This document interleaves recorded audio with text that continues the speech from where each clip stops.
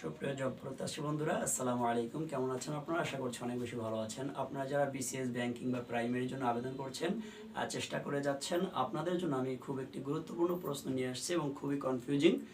এই প্রশ্নটি আশা করি আজকে আমার ভিডিওটি দেখার পরে আপনাদের ভিতরে আর কোনো কনফিউশন থাকবে না। চলেন কথা না বাড়িয়ে শুরু করা যায়। দেখেন, his favour dash to ignore একটি প্রশ্ন আছে। প্রশ্নটি কিন্তু চট্টগ্রাম ইউনিভার্সিটিতে এসেছে এবং অগ্রণী ব্যাংকের সিনিয়র অফিসারেও এসেছে। প্রশ্নটি খুবই গুরুত্বপূর্ণ। এই প্রশ্নটি যদি আমরা ব্যাখ্যা বিশ্লেষণ ভালো করে জানি, তাহলে এই ব্যাখ্যার আলোকে আমরা অন্য একটি প্রশ্ন পারবো বলে আশা রাখি। তাহলে দেখেন যে কি হবে, his favour dash to ignore. তাহলে এখানে রয়েছে টু মাচ হাই, বিতে মাস টু হাই। আমরা কোনটা দিব উত্তর? হ্যাঁ, তো আমি আপনাদের বলে দিচ্ছি, উত্তরটি কিন্তু হবে বি। সঠিক উত্তর কি? বি, মাস টু হাই। এখন কারণটা কি? কারণটা একেবারে সহজ, একেবারে পানি। হ্যাঁ, সুন্দর করে দেখুন এবং বোঝার চেষ্টা করুন। আশা করি ইনশাল্লাহ একেবারে পানির মতো ইজি হয়ে যাবে। দেখেন, আমি একটা প্রথমে উদাহরণটি দেখেন। I have too much money. কি বলেছি? I have too much money মানে কি? আমার কি অনেক টাকা আছে, আমার অনেক টাকা আছে। দি টি ইজ মাস টু হট। হ্যাঁ, দি টি ইজ মাস টু হট। চা খুবই গরম।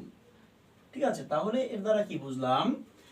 এর দ্বারা বুঝলাম যে টু মাচ, টু মাচের পরে হবে নাউন। টু মাচের পরে কি হবে? নাউন হবে। আর মাস টু এর পরে হবে হচ্ছে অ্যাডজেক্টিভ। একেবারে বাংলা কথা। ঠিক আছে, একেবারে ইজি কথা। কি আমরা জানলাম যে I have too much money, তার মানে কি টু মাচের পরে নাউন, সরাসরি নাউন, আর মাস টু এর পরে হবে অ্যাডজেক্টিভ। এই সঠিক নিয়মটি জানা থাকলে এরকম হাজার হাজার শত শত বাক্য আপনারা পারবেন। এবং এই ক্যাটাগরি যদি কোনো ক্রিয়েটিভ প্রশ্ন, সৃজনশীল প্রশ্ন সামনে একটু ঘুরিয়ে পেঁচিয়ে আসে, তাহলে ইনশাআল্লাহ আশা করছি আপনারা সুন্দরভাবে এই একটি মার্ক পেয়ে যাবেন বলে আমি দৃঢ় প্রত্যাশী। দেখেন, তারপরে রুলটিও আমি লিখে দিয়েছি, টু মাচ প্লাস নাউন, মাস টু প্লাস অ্যাডজেক্টিভ। এই রুলের দরকার নাই, আমি বলবো রুলের দরকার নাই। আপনারা জাস্ট একটি উদাহরণ মনে রাখবেন। উদাহরণটি কি? I have too much money, the tea is much too hot. এই উদাহরণটি মনে রাখবেন যদি আপনারা চান, নতুবা আপনারা নিজের মতো করে উদাহরণ শিখে নেবেন। ঠিক আছে, তাহলে আশা করি আপনারা বুঝতে পেরেছেন।